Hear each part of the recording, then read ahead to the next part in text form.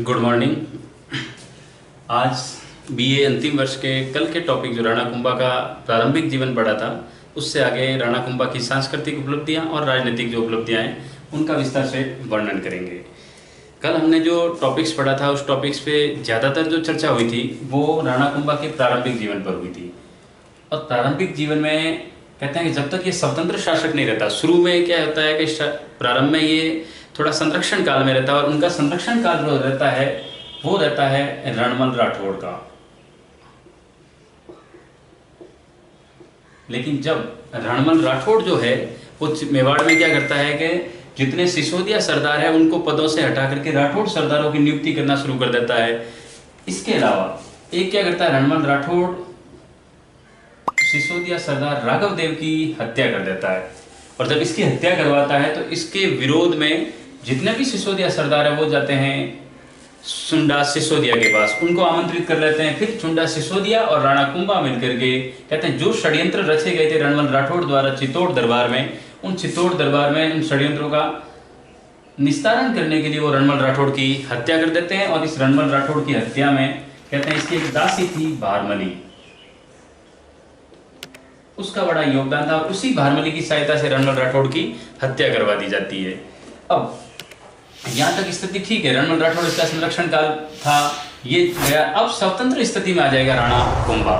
अब देखो उस समय अगर राजपूताने में दो शक्तियां बड़ी सर्वोच्च थी, एक मेवाड़ में रणमल राठौड़ और मेवाड़ में राणा कुंभा, और मारवाड़ में जो है वो रणमल राठौड़ का पुत्र था राव जोधा। ये दोनों समकालीन थे और दोनों ही पराक्रमी शासक थे, दोनों ही सत्ता राज्य विस्तार के लिए लोलुप थे। तो इनके कहते हैं जो सत्ता विस्तार चाहते थे ये भी चाहता था और मेवाड़ का कुंभा भी चाहता था। इसलिए क्या हुआ कि जब ये साम्राज्य विस्तार के लिए कोशिश कर रहे थे राव जोधा और राणा कुंभा, यानी मेवाड़ और मारवाड़ दोनों की सीमाएं एक दूसरे से स्पर्श करती थी, इस कारण इन दोनों में कहते हैं कि युद्ध होना अवश्य था।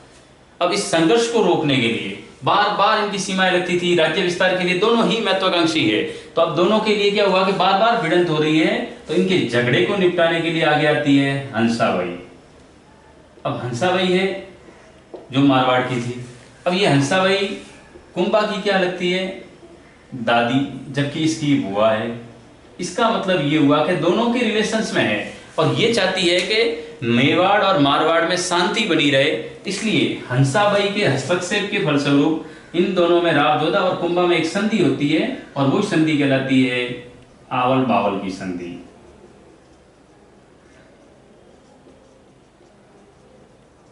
जो हुई थी 1453 ईस्वी में। ठीक है, अब आवल बावल की संधि हो गई।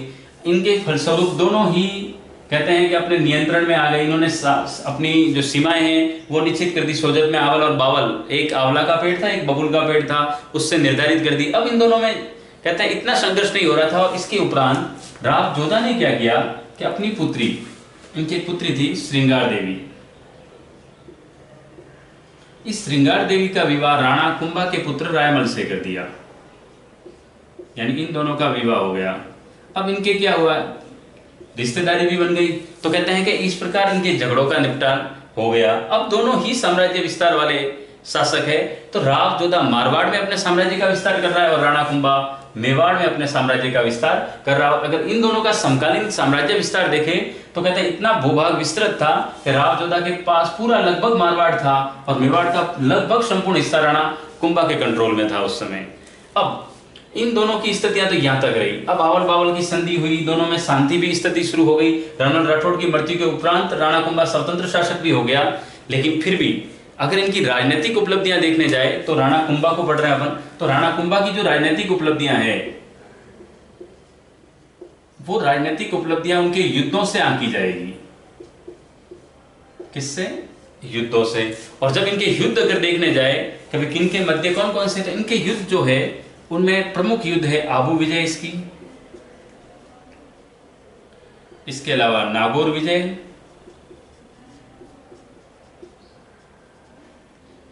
गुजरात विजय,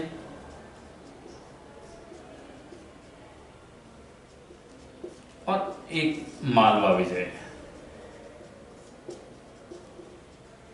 ये सबसे ज्यादा इंपॉर्टेंट है क्योंकि मालवा विजय कहते हैं कि 2 बार आपस में संघर्ष होता है इनके, एक सांगानेर का युद्ध होगा और एक चंपानेर की संधि के बाद इनके बीच में युद्ध होंगे। तो ये दोनों उल्लेखित करते हैं। और मैंने कल भी आपको बताया था अपने पिछले वाले टॉपिक्स में कि जो मालवा और मेवाड़ के संघर्ष के जो बीज शुरू हुए थे वो हुए थे शैत्रसिंह के समय।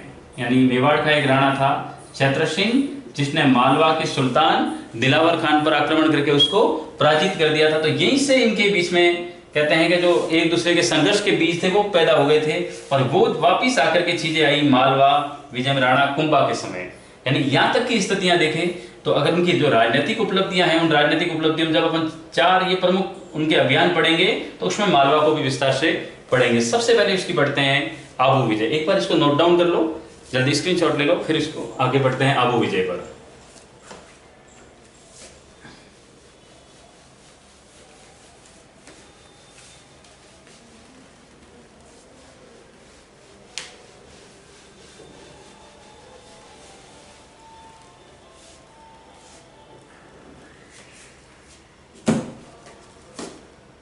अब क्या है देखो, इसकी जो प्रमुख विजय है उसमें पहली विजय अपन पढ़ते हैं आबू विजय। जो आबू विजय है वो किस संदर्भ में है? कहते हैं कि ये मेवाड़ है, एक प्रकार से देखा जाए तो इसको मेवाड़ समझ लेते हैं। ठीक इसके साउथ वाला हिस्सा अपन आबू समझ लेते हैं और इसके नीचे गुजरात था। गुजरात का उस समय जो शासक था वो था कुतुबुद्दीन। ठीक है, अब देखो यहाँ की स्थिति समझना। मेवाड़ जो है यहाँ और आबू का जो उस समय शासक था वो था सहस्मल। ठीक है, मेवाड़ का है राणा कुंभा। अब मेवाड़ से राणा कुंभा पहला अभियान आबू पर ही क्यों करता है उसके संदर्भ में भी समझ लो। अब जो सहस्मल है, ये सहस्मल क्या है कि बार बार ये जो आबू है, इस आबू की धरती से ही गुजरात और मालवा दोनों वाया आबू होकर के इस मेवाड़ पे आक्रमण करते थे। इसका मतलब ये हुआ कि सहस्मल है ये एक प्रकार से इनको आश्रय दे रहा है। कौन? इसको? गुजरात के शासक कुतुबुद्दीन और मालवा यानी मांडू के सुल्तान महमूद खिलजी प्रथम को। इसका मतलब आबू की धरती का प्रयोग मेवाड़ पर आक्रमण करने के लिए हो रहा है। इस बात से कौन नाराज था? राणा कुंभा। और इस चीज को बढ़ावा भी दे रहा था सहस्मल। दूसरी चीज, उसी समय तत्कालीन परिस्थितियों में एक घटना घटित हुई कि आबू का जो शासक है सहस्मल, उसने क्या कर दिया, यहाँ जो निकटवर्ती आबू के टच में गांव आते हैं मेवाड़ के, उन पर अपना अधिकार जताना शुरू कर दिया। अब इस अधिकार को जब जताना शुरू कर दिया तो राणा कुंभा के लिए अब अनिवार्य हो गया था कि वो सहस्मल को पराजित करे और अपने साम्राज्य को सुरक्षित रखे। तो उसके लिए जरूरी था कि अगर वो आबू पर अधिकार कर लेता है तो फिर ये जो भावी आक्रमण होते हैं मालवा और गुजरात से, वो मेवाड़ पर सीधे आक्रमण नहीं हो पाएंगे। इसके लिए ये क्या करता है, अपना राणा कुंभा का एक सेनापति था नाहर सिंह डोडिया।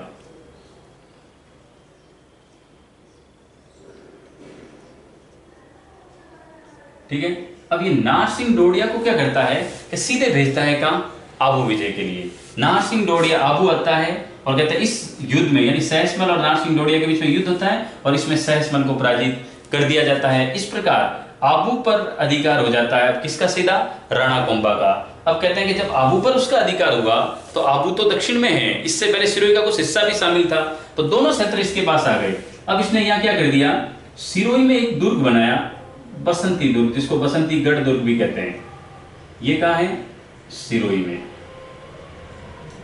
जबकि इसने आबू में भी एक दुर्ग बनाया था, अचलगढ़ दुर्ग।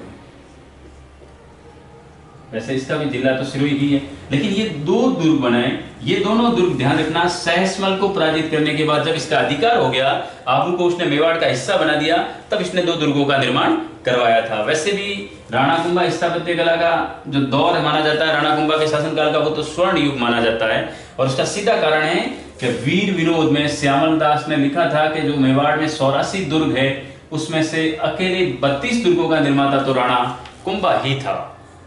ठीक है, तो ये तो थी उसकी प्रारंभिक विजय, कहां की? आबू विजय। अब आबू विजय के बाद क्या होता है कि अब उसको देखो, आबू विजय के बाद अब सीधी अनबन किससे है? गुजरात से। लेकिन गुजरात से पहले एक घटना घटित हो गई और घटना हुई नागौर में। नागौर का शासक था फिरोज खान। इसकी हो गई मृत्यु। यानी नागौर के शासक फिरोज खान की मृत्यु हुई तो नागौर की गद्दी पर बैठा शम्स खान। कौन बैठा? शम्स खान। अब शम्स खान जब नागौर की गद्दी पर बैठा तो कहते हैं इसी शम्स खान का भाई था एक नासिरुद्दीन। अब वो नहीं चाहता था कि शम्स खान गद्दी पर बैठे, तो नासिरुद्दीन ने इसके ऊपर आक्रमण कर दिया। अब नासिरुद्दीन ने जो आक्रमण किया है वो गुजरात के शासक कुतुबुद्दीन की मदद से किया था। यानी ये चला गया गुजरात के शासक कुतुबुद्दीन के पास, कुतुबुद्दीन ने मिलकर के नासिरुद्दीन को गद्दी पर बिठा दिया और शम्स खान को हटा दिया। अब शम्स खान के लिए देखो एक ही सारा था, कौन? कुतुबुद्दीन। हो सकता है उसके पास जाए, जो ताकतवर है उनके पास जाएगा आसपास में। अब पड़ोस में ताकतवर एक कुतुबुद्दीन है और दूसरा मेवाड़ का कुंभा है। अब कुतुबुद्दीन के पास ऑलरेडी नासिरुद्दीन गया हुआ है, तो शम्स खान को हटाया तो शम्स खान चला गया राणा कुंभा के पास। किसके पास गया? राणा कुंभा।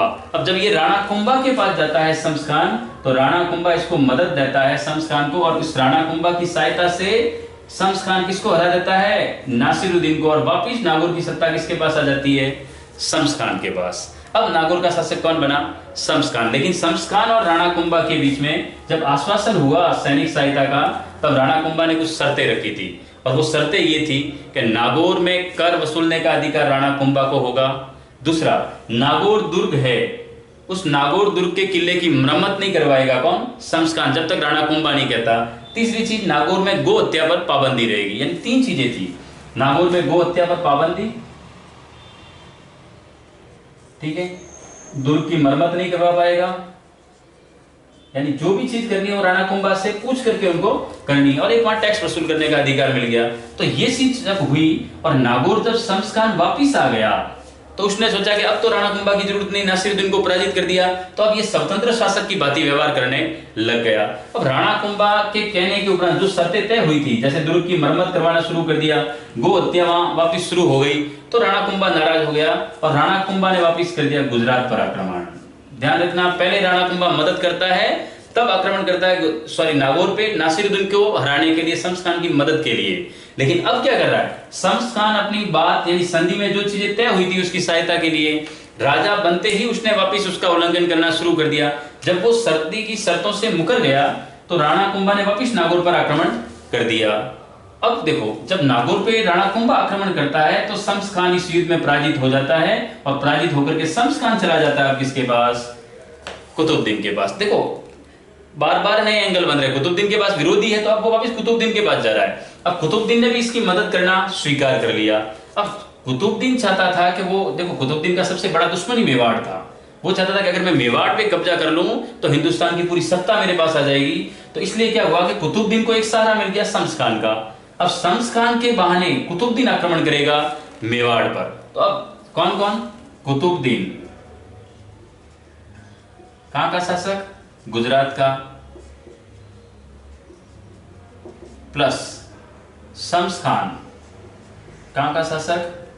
नागौर, दोनों मिलकर आक्रमण करते हैं मेवाड़ पर। कहां पर करते हैं? मेवाड़ का राणा कौन? कुंभा। और कुंभा जब ये दोनों आक्रमण करते हैं तो कहते हैं कुंभा भी इनका मुकाबला करता है और दोनों को संयुक्त रूप से पराजित कर दिया जाता है। अब जैसे ही शम्स खान पराजित हुआ, शम्स खान की जबरदस्त पराजय हुई थी इसमें, और इसके बाद कुंभा का अधिकार हो गया था नागौर पे। कुतुबुद्दीन भाग जाता है गुजरात वापिस, यानी एक प्रकार से जबरदस्त ये बेइज्जती वाला विषय हो गया था। किसके लिए? कुतुबुद्दीन के। लेकिन कुतुबुद्दीन भी अब इसके उपरांत कुछ कर नहीं सकता था, उसे भी किसी न किसी चीज का अब इंतजार था कि कोई ऐसी शक्ति उभरे इसके खिलाफ, मेवाड़ के खिलाफ, और राणा कुंभा से बदला लिया जाए। अब वो बदला लेने के लिए क्या करता है? तो देखो, अब कुतुबुद्दीन शम्स खान की जोड़ी तो टूट गई, शम्स खान पराजित हो गया। अब कुतुबुद्दीन क्या करता है? ये मिलता है मालवा के शासक से। किससे? लेकिन उसके पहले एक घटना हो जाती है, मालवा के विरुद्ध एक स्वतंत्र अभियान हो जाएगा। पहले तो क्या होता है, सिर्फ मालवा, बाद में मालवा और गुजरात मिलकर के करेंगे, लेकिन उससे पहले एक मालवा पे भी आक्रमण होता है। तो अपन समझेंगे उस मालवा के आक्रमण को, और बाद में पढ़ेंगे उस चंपानेर की संधि और कुतुबुद्दीन को ज्वाइंटली पे। यहां तक आपको याद रखना है, पहला आक्रमण आबू पर था, उसके बाद वो नागौर आक्रमण करता है। नागौर आक्रमण की कंडीशन क्या थी वो भी आप देख लो। फिरोज खान शासक था, उसकी मृत्यु हो गई तो उत्तराधिकारी संघर्ष हो गया, यानी शम्स खान और नासिरुद्दीन में शासक बनने के लिए होड़ लग गई। तो इनमें दोनों में जब संघर्ष हुआ तो इस संघर्ष में नासिरुद्दीन सत्ता प्राप्त कर लेता है। तो शम्स खान पराजित होकर के राणा कुंभा के पास आया था। राणा कुंभा उसकी मदद करता है, इसके बदले में वो उसको नागौर का शासक बनाता है, तो कुछ शर्तें रखता है। शासक बनने के बाद वो शर्तों को मानता नहीं है, तो फिर राणा कुंभा उस पर आक्रमण कर देता है। शमशान भाग के गुजरात आ गया। अब गुजरात के शासक कुतुबुद्दीन और ये मिलकर के आक्रमण करते हैं, लेकिन दोनों ही पराजित हो जाते हैं। तब कुतुबुद्दीन क्या करेगा, यहां तक स्थिति ध्यान रखना, अभी कुतुबुद्दीन का कुछ भी नहीं हुआ है, पराजित होकर के लौट गया, लेकिन इंतजार कर रहा है, वेट एंड वॉच की स्थिति में है ये। अब कुतुबुद्दीन क्या करेगा, ये जाएगा वापिस दूसरे प्लान, अपनी जो दूसरी योजना है उस दूसरी योजना की तरफ। लेकिन तब तक अपन पढ़ते हैं मालवा को, और फिर वो दूसरी जो उसकी योजना है वो मालवा के साथ ही मिलकर बनेगी। तो अपन पढ़ते हैं मालवा को, तब तक अगर नोट डाउन करना है तो जल्दी स्क्रीनशॉट ले लें।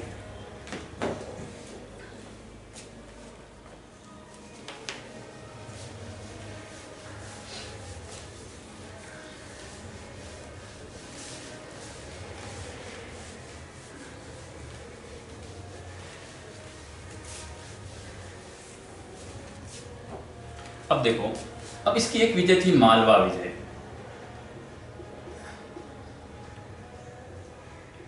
मालवा विजय क्या थी, वैसे देखो 1437 का एक ऐतिहासिक युद्ध होता है, सारंगपुर का युद्ध।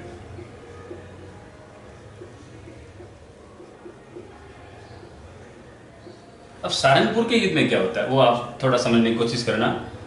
सारंगपुर का युद्ध हुआ था, ये हुआ था राणा कुंभा वर्सेस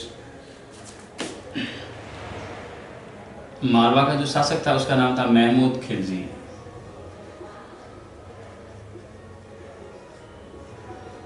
फर्स्ट ध्यान रखना, महमूद खिलजी प्रथम था। ये राणा सांगा के समय जो युद्ध होगा वो होगा महमूद खिलजी सेकंड के रूप में, ठीक है। तो यहाँ महमूद खिलजी फर्स्ट है, राणा कुंभा है, इन दोनों के बीच में युद्ध हुआ और इस युद्ध में कौन विजय होता है, राणा कुंभा। अब देखो किस बात को लेकर के इनके बीच में झगड़ा हुआ वो भी देख लेते हैं। वैसे देखो परंपरागत कंडीशन अगर देखे तो परंपरागत शुरुआत तो सैत्र सिंह के समय ही हो गई थी, लेकिन अब दिलावर खान को पराजित करने के बाद संघर्ष के बीज तो बोए गए थे, लेकिन महमूद खिलजी के समय क्या ऐसी घटना घटित हुई, तात्कालिक घटना, जिसकी वजह से इन दोनों में युद्ध की स्थिति बन गई। इसका एक कारण था, मैंने आपको बताया था अपने जो इससे पहला वाला वीडियो था उसमें बताया था कि राणा कुंभा के पिता का नाम मोकल था और मोकल की हत्या झिलवाड़ा नामक स्थान पर की गई थी, गुजरात में झिलवाड़ा है, और वहां पर की थी चाचा व मेरा ने। अब इन दोनों का सहयोग किया था एक आदमी था मेहपा पवार, ठीक है। अब ये दोनों तो बाद में कहते हैं किसके, कौन मार देता है चाचा व मेरा को, रणमल राठौड़, लेकिन मेहपा पवार है वो भाग करके कहां चला जाता है, मांडू, और मांडू मालवा की राजधानी हुआ करती थी, तो वो मांडू यानी मालवा चला जाता है और किसके पास जाता है, महमूद खिलजी, और महमूद खिलजी इसको शरण दे देता है। अब राणा कुंभा पत्र लिखता है महमूद खिलजी को कि तू जो मेहपा पवार है उसको छोड़ दे, ये मेरा बंदी है, अपराधी है। तो कहते हैं उसके अपराधी को छोड़ने के लिए कहा गया, लेकिन महमूद खिलजी ने अपने शरणागत की रक्षा के लिए कहा कि मैं इसको नहीं छोड़ूंगा। तो दोनों में युद्ध शुरू हो गया और जो युद्ध हुआ वो सारंगपुर नामक स्थान पे लड़ा गया 1437 में, और कहते हैं वीर विनोद में लिखा है कि इस युद्ध में राणा कुंभा विजय हो जाता है, महमूद खिलजी को बंदी बना दिया जाता है और 6 माह तक चित्तौड़ दुर्ग में कैद करके रखा जाता है।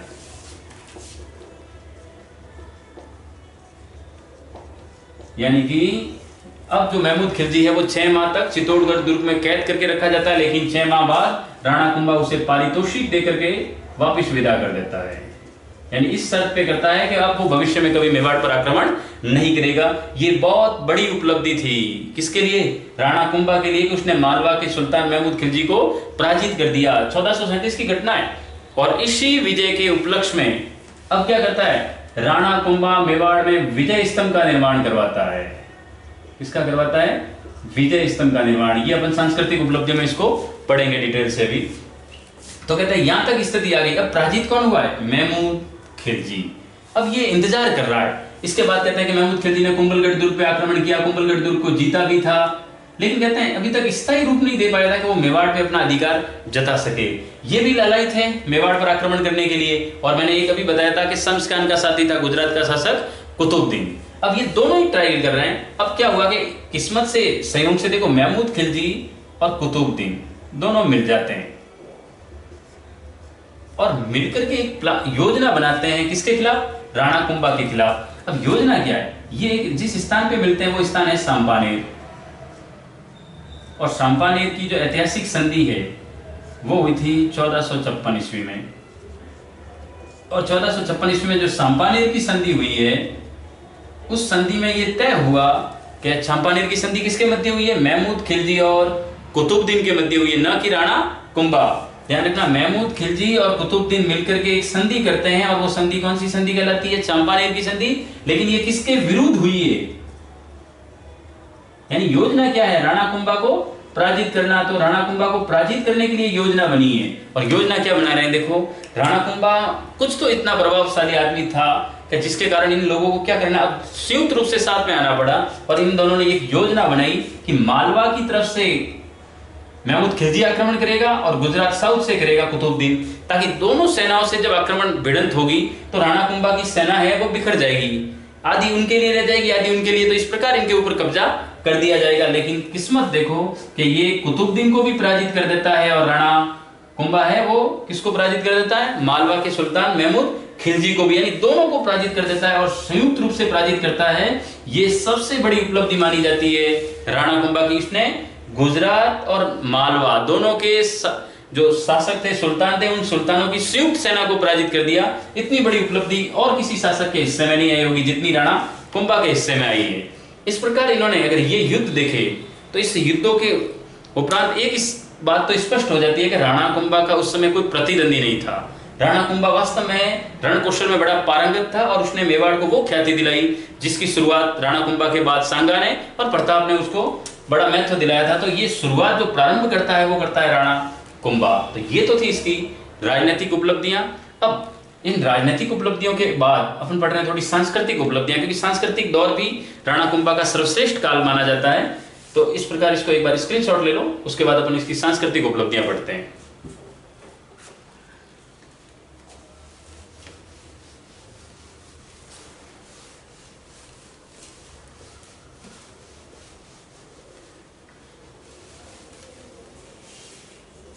अब देखो, इसकी जो सांस्कृतिक उपलब्धियां हैं,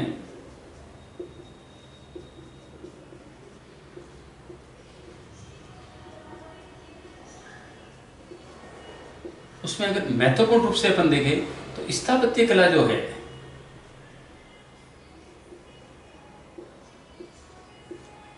ये सबसे शानदार रही है राणा कुंभा के जीवन काल में। इनकी इस समय एक ग्रंथ था वीर विनोद, कवि राजा श्यामल दास ने लिखा हुआ है। इस वीर विनोद पुस्तक में लिखा हुआ है कि उस समय मेवाड़ में जितने 84 दुर्ग थे, उन 84 दुर्ग में से अकेले 32 दुर्गों का निर्माता कौन था? राणा कुंभा था। एक प्रकार से देखें तो ये इसकी बहुत बड़ी अचीवमेंट है कि 32 दुर्गों का निर्माता। इसका मतलब स्थापत्य कला का जो दौर था, स्वर्ण युग था, वो राणा कुंभा का ही माना जाता है। जिसमें इसके जो प्रमुख दुर्ग थे वो थे कुंभलगढ़ फोर्ट,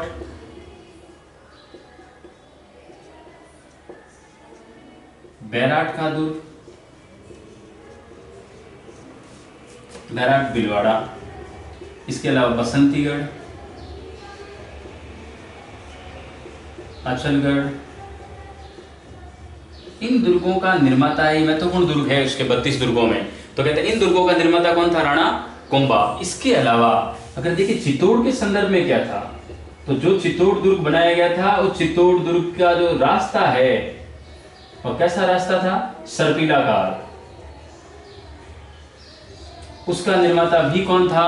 राणा कुंभा था। इस प्रकार राणा कुंभा ने एक तो रास्ता दिया चित्तौड़ दुर्ग को, और चित्तौड़ दुर्ग में जो अधिकांश निर्माण हुए हैं वो निर्माण किनके शासनकाल में हुए? राणा कुंभा के। इसलिए कहते हैं चित्तौड़ दुर्ग का निर्माता तो चित्रांगद मौर्य को माना जाता है, लेकिन इस चित्तौड़गढ़ दुर्ग का आधुनिक निर्माता जो माना जाता है वो राणा कुंभा को कहा जाता है।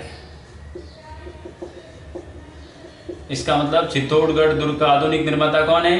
राणा कुंभा। लेकिन अगर आ जाए राणा चित्तौड़गढ़ दुर्ग का निर्माता कौन है, तो चित्रांगद मौर्य ही होगा, लेकिन आधुनिक निर्माता राणा कुंभा को माना जाता है, क्योंकि जितने भी निर्माण कार्य हैं वो सर्वाधिक निर्माण कार्य राणा कुंभा के शासनकाल में हुए हैं। अब देखो, ये तो इनके दुर्गों से संबंधित है, लेकिन इनकी दो जो चीजें हैं वो बड़ी महत्वपूर्ण है। एक अगर देखें तो कुंभलगढ़ दुर्ग, और एक विजय स्तंभ। चूंकि हम अभी यहाँ सांस्कृतिक उपलब्धियां पढ़ रहे हैं, तो इनके जो विशेष करके अभिलेख वगैरह है, तो प्रशस्तियां हैं वो भी यहाँ पढ़ेंगे। जो विजय स्तंभ है, इसका निर्माण 1400 1440 में प्रारंभ हुआ था और 1448 ईस्वी तक चला था। यानी कुल 8 वर्षों में किसका निर्माण हुआ? विजय स्तंभ का। यही कीर्ति स्तंभ है। एक जैन कीर्ति स्तंभ अलग है, लेकिन जो विजय स्तंभ है ये कीर्ति की ही पताका था, तो ये कीर्ति स्तंभ भी है। तो चित्तौड़गढ़ दुर्ग में कीर्ति स्तंभ या विजय स्तंभ एक ही है, लेकिन इसमें एक जैन कीर्ति स्तंभ भी है, वो एक अलग से है, तो उसको अलग से पढ़ना है। लेकिन चूंकि हम यहाँ विजय स्तंभ की बात कर रहे हैं, तो विजय स्तंभ का निर्माण 1440 से 1448 ईस्वी के दौरान राणा कुंभा द्वारा करवाया गया। अब ये किसके परिप्रेक्ष्य में था?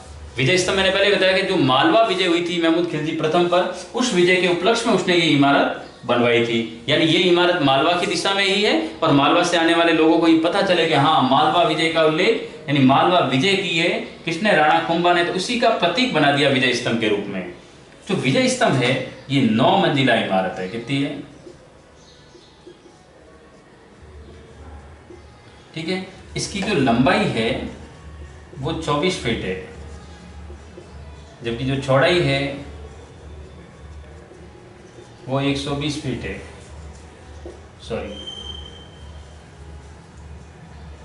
ऊंचाई, इसकी ऊंचाई 120 फीट है और जो इसकी चौड़ाई है वो चौड़ाई है 24 फीट। धरातल से देखें तो ये चीजें 9 मंजिला है, निर्माता राणा कुंभा है, और कहते हैं इस इमारत में इतनी मूर्तियां देवी देवताओं को समर्पित है। वैसे करके राणा जो कुंभा है, इस राणा कुंभा के आराध्य देव विष्णु थे। विष्णु को अपना आराध्य देव मानता था और इसी आराध्य देव विष्णु के संदर्भ में ही इन्होंने किसका निर्माण करवाया था? विजय स्तंभ का। और इनकी मूर्तियां लगाई और इसी कहते हैं कि विजय स्तंभ में इतनी मूर्तियां हैं, इतनी शानदार कलाकारी की गई है मूर्तियों के संदर्भ में कि भारतीय मूर्ति कला का विश्वकोश किसी को कहा जाता है तो वो कहा जाता है विजय स्तंभ को। तो विजय स्तंभ को क्या कहा जाता है? भारतीय मूर्ति कला, भारतीय मूर्ति कला का विश्वकोश, इसको कहा गया विजय स्तंभ को। अब देखो, कालांतर में एक घटना घटित हुई। 1857 की क्रांति हुई थी। उस समय यहाँ के शासक थे स्वरूप सिंह। उस महाराणा स्वरूप सिंह के शासनकाल में एक घटना घटित हुई। इसका जो ऊपरी 9वीं मंजिल है, वो 9वीं मंजिल में बिजली गिर गई 9वीं मंजिल पर, और बिजली गिरने से 9वीं मंजिल टूट गई थी। तो कहते हैं उस जो 9वीं मंजिल टूटी थी उसका जो जीर्णोद्धार करवाया था, वापिस रिपेयरिंग उसको करवाया, वो करवाया था राणा स्वरूप सिंह ने।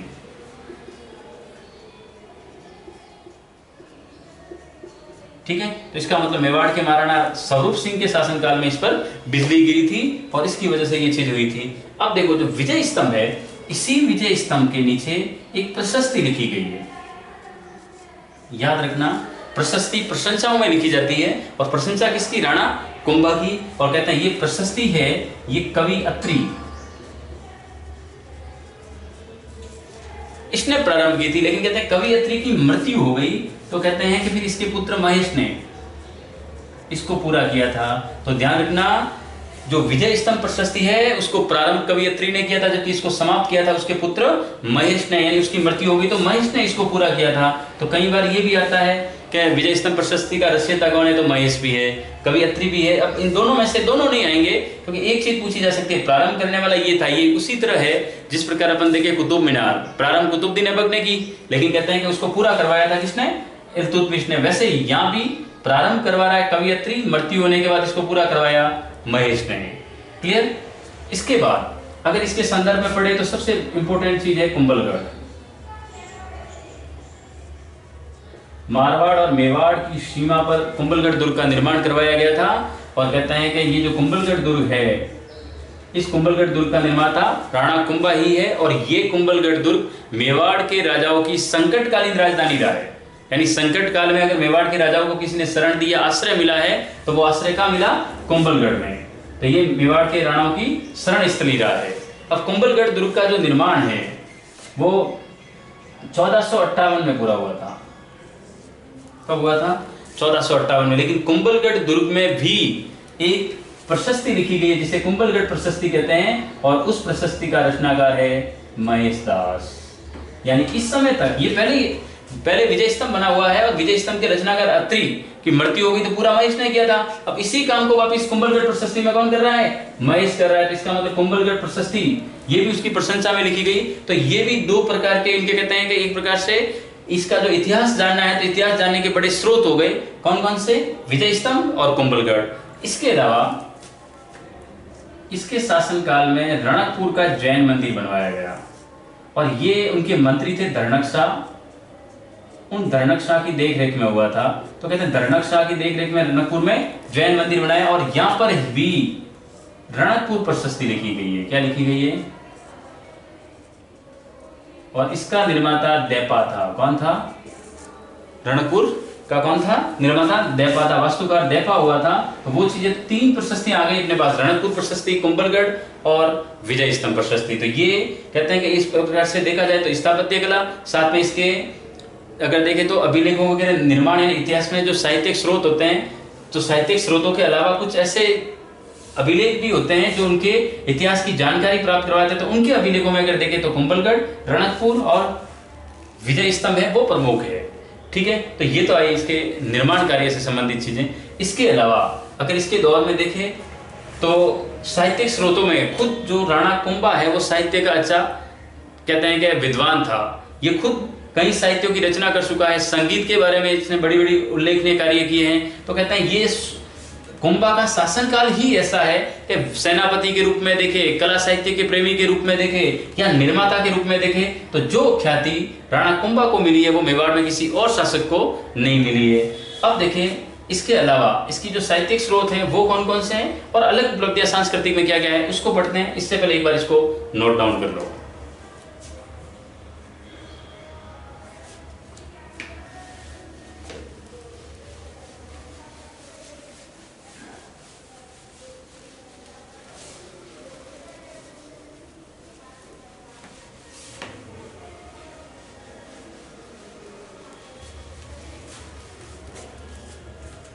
अब देखिए साहित्यिक जो सांस्कृतिक उपलब्धियां हैं उसमें देखें तो राणा कुंभा ने खुद कहते हैं स्वयं कुछ ग्रंथों की रचना की थी और जो स्वयं रचना की थी उसमें एक तो था इसका संगीत राज, ठीक है, एक था संगीत मीमांसा,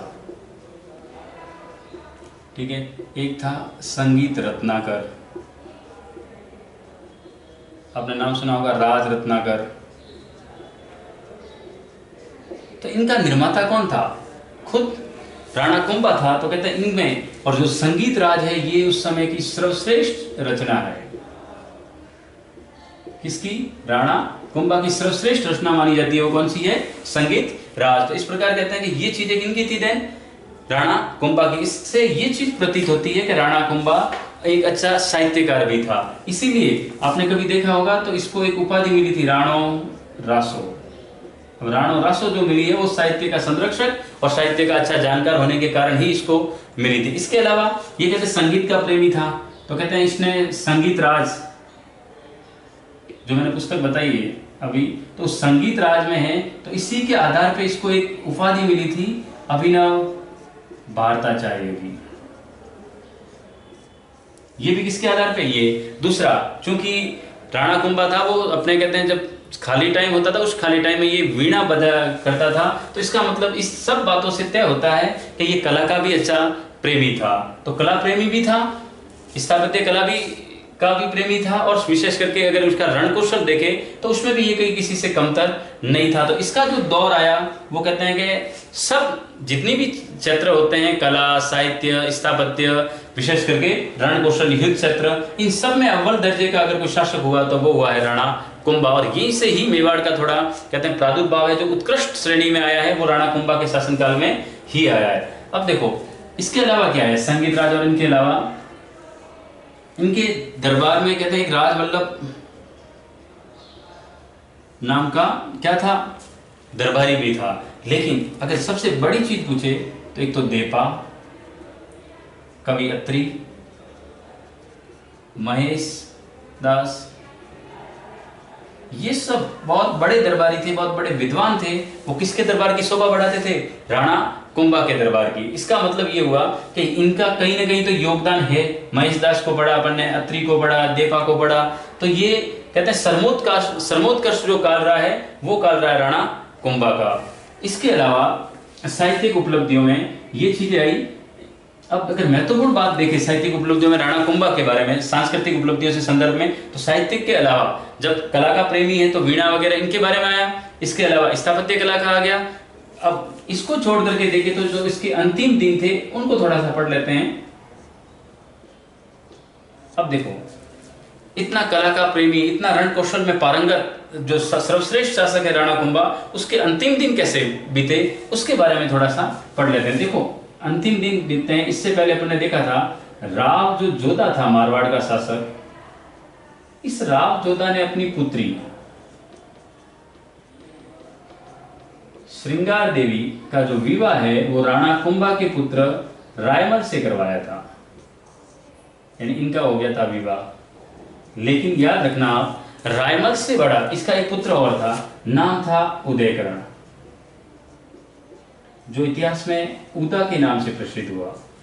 यानी राणा कुंभा का एक पुत्र था उदा। अब इसने क्या कर दिया, जब अंतिम दिन में घटना है 1468 ईस्वी की, राणा कुंभा है वो उस समय कुंभलगढ़ दुर्ग में थे,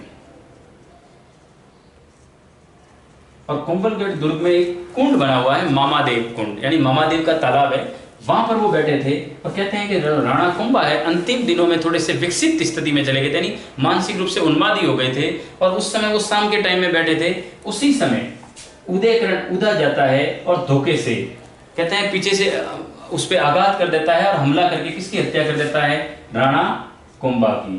तो राणा कुंभा की मृत्यु कब हुई, 1468 ईस्वी में। किसने की है, उसके पुत्र उदा ने। और इसीलिए मेवाड़ के इतिहास में उदयकरण को पितृहंता के नाम से जाना जाता है। लेकिन मेवाड़ी जो सरदार थे उन्होंने ज्यादा उदयकरण को भी आश्रय नहीं दिया, उदयकरण भी सफल नहीं हो पाया, भले वो राणा बनने की ख्वाहिश रखता था।